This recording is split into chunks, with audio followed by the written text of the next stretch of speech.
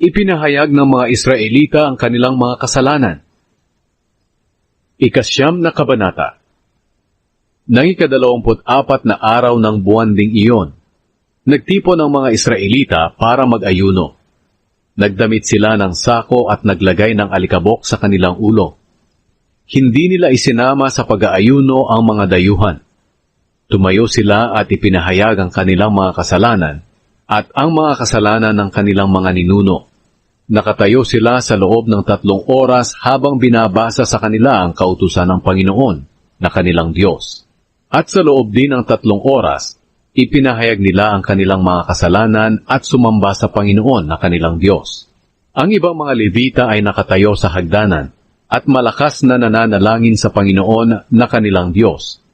Sila ay sina Jeshua, Bani, Kadmiel, Shebania, Buni, Sherebia, Bani, at Kenani.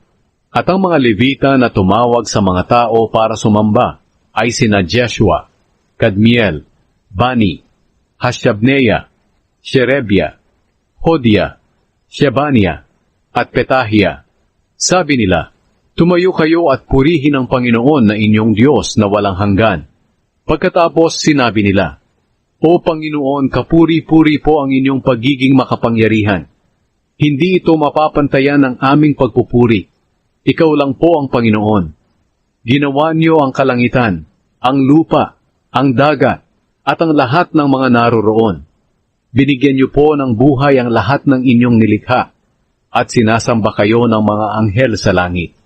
Kayo ang Panginoong Diyos na pumili kay Abram, at naglabas sa kanya sa Ur na sakop ng mga Kaldeyo.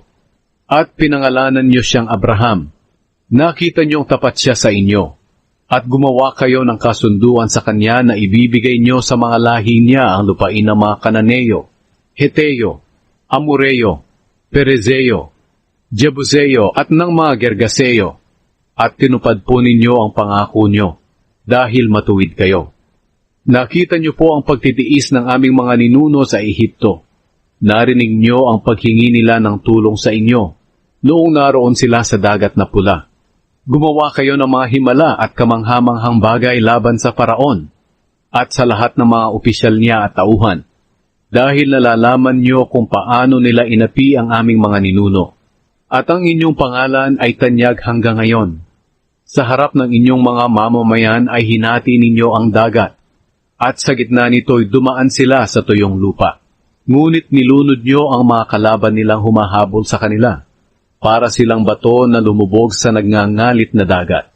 Sa araw, ginagabayan niyo ang inyong mga mamamayan sa pamamagitan ng ulap na parang haligi, at sa gabi sa pamamagitan ng apoy na parang haligi, para bigyan sila ng liwanag sa kanilang nilalakaran. Bumaba kayo sa bundok ng Sinai mula sa langit, at nakipag-usap kayo sa kanila. Binigyan niyo sila ng mga tamang katuruan, mabubuting utos, at ng mga tuntunin. Itinuro niyo sa kanila ang tungkol sa dapat nilang gawin sa araw ng pamamahinga. At inutusan niyo sila sa pamamagitan ng inyong lingkod na si Moises na tuparin ang mga utos niyo, mga tuntunin, at mga katuruan. Nang magutom sila, binigyan niyo sila ng pagkain mula sa langit, at nang mauhaw ay pinainom niyo ng tubig mula sa bato. Sinabihan niyo silang pasukin at angkinin ang lupaing pangako na ibinigay ninyo sa kanila. Ngunit sila na aming mga ninuno ay naging mapagmataas, matigas ang ulo, at masuwayin sa inyong mga utos. Ayaw nilang makinig sa mga sinasabi niyo, at kinalimutan lang ang mga himalang ginawa ninyo sa kanila. Naging matigas ang kanilang ulo, at sumalungat sila sa inyong pamamaraan sa pamamagitan ng pagpili ng pinuno na magdadala sa kanila pabalik sa pagkaalipin sa Ehipto. Ngunit kayo ay mapagpatawad na Diyos, mahabagin, maalalahanin, hindi madaling magalit, at mapagmahal. Kaya hindi niyo po sila pinabayaan. Kahit gumawa sila ng imaheng baka at nagsabi, "Ito ang Diyos nating nagpalaya at nagpalabas sa atin sa Ehipto." Lubos ang paglapastangan nila sa inyo.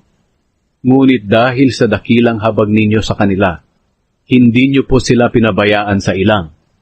Hindi niyo kinuha ang makapal na ulap na gumagabay sa kanila kapag araw. at ang naglalagablab na apoy na nagbibigay liwanag sa nilalakaran nila kapag gabi. Ibinigay niyo po ang mabuting espiritu ninyo sa pagtuturo sa kanila. Patuloy niyo silang pinakain ng mana at binigyan ng tubig kapag nauuhaw sila. Ibinibigay niyo po sa kanila ang mga pangangailangan nila sa loob ng 40 taon sa ilang. Kaya hindi sila nagkulang ng anuman. Hindi naluma ang mga damit nila at hindi rin namaga ang mga paa nila sa paglalakad. Pinagtagumpay niyo sila laban sa mga kaharian, mga bansa, at ang mga lupain sa paligid nila. Sinakop nila ang lupain ng Heshbon na pinamamahalaan ni Haring Sihon at ang lupain ng Bashan na pinamamahalaan ni Haring Og. Pinaramin niyo ang kanilang mga lahi katulad ng mga bituin sa langit. Dinala niyo sila sa lupaing ipinangako niyo sa kanilang mga ninuno para pasukin at angkinin. Talagang pinasok nila ito at inangkin. Pinagtagumpay niyo po sila laban sa mga Kananeo na nakatira sa lupaing iyon. Ipinaubaya niyo sa kanila ang mga Kananeo pati ang mga hari nila para magawa ng inyong mga mamamayan ang gusto nilang gawin sa mga ito. Sinakop po ng mga mamamayan ninyo ang mga napapadirang lungsod at ang matatabang lupain. Inangkin din po nila ang mga bahay na punong-puno ng magagandang bagay, mga balon, mga ubasan, mga taniman ng olibo, at napakarami pang ibang punong kahoy na namumunga. Kumain sila hanggang sa mabusog sila, at naging malusog ang kanilang katawan. Nagalak sila sa napakabuting ginawa ninyo sa kanila. Pero sa kabila ng lahat, sumuway at lumabag po sila sa inyo. Tinalikuran nila ang inyong kautusan. Pinatay nila ang inyong mga propeta na nanghikayat sa kanilang magbalik sa inyo. Labis ang paglapastangan nila sa inyo. Kaya ipinaubaya niyo po sila sa kanilang mga kalaban na nagpahirap sa kanila. Pero nang nahihirapan na sila, humingi sila ng tulong sa inyo. At pinakinggan niyo pa rin sila riyan sa langit.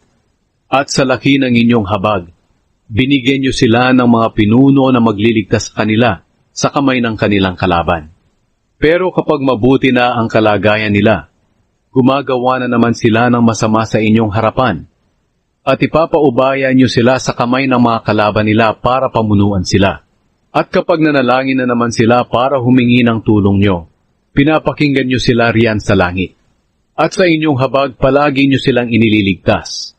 Pinaaalalahanan niyo po sila na tumupad muli sa inyong kautusan. Pero naging mapagmataas sila, at hindi nila tinupad ang inyong mga utos. Nagkasala sila laban sa inyong mga utos na nagbibigay ng totoong buhay sa tumutupad nito. Sa katigasan ng kanilang mga ulo, tumalikod sila sa inyo, at ayaw nilang makinig sa inyo. Sa napakaraming taon, tiniis ninyo sila at pinaalalahanan ng espiritu ninyo sa pamamagitan ng mga propeta. Pero hindi nila ito pinansin. Kaya ipinaubaya niyo sila sa mga mamamayang nasa paligid nila. Ngunit dahil sa laki ng inyong habag, hindi niyo sila pinabayaan o lubos na ipinahamak. Dahil mahabagin at maalalahanin kayo, O Diyos. Kayo na aming Diyos ay makapangyarihan at tunay na kamangha-mangha. Tinutupad po ninyo ang inyong kasunduan at ipinapakita ang inyong pag-ibig. Ngayon huwag po ninyong baliwalain ang aming mga pagtitiis. Nagtiis kaming lahat na inyong mamamayan, pati ang aming mga hari, mga pinuno, mga pari, mga propeta at mga ninuno, mula pa ng panahong pinahirapan kami ng mga hari ng Assyria hanggang ngayon. Matuwid ang ginawa niyong paghatol sa amin. Matapat kayo sa amin pero kami ay mga makasalanan. Ang aming mga hari, mga pinuno, mga pari at mga ninuno ay hindi tumupad sa inyong kautusan. Hindi pinansin ang inyong mga utos at mga babala, kahit mayroon silang sariling kaharian at nakakaranas ng labis ninyong kabutihan, at kahit binigyan nyo sila ng malawak at matabang lupain, hindi pa rin sila naglingkod sa inyo at hindi tumalikod sa masama nilang pag-uugali. Ito po ang dahilan kaya kami mga alipin ngayon sa lupaing ito, na ibinigay nyo sa aming mga ninuno, kung saan makakakain sila ng mga ani nito at ng iba pang mabubuting produkto nito. Ang masaganang ani ng mga lupain ay napupunta sa mga hari na pinaghari nyo sa amin, dahil sa aming mga kasalanan. Ginagawa nila ang gusto nilang gawin sa amin at sa mga alaga naming hayop at sobra-sobra ang aming pagtitiis. Gumawa ng kasunduan ng mga tao. Dahil dito, kami pong mga Hudyo ay gumawa ng isang matibay na kasunduan. Isinulat ito at pinirmahan ng aming mga pinuno, mga pari at mga Levita.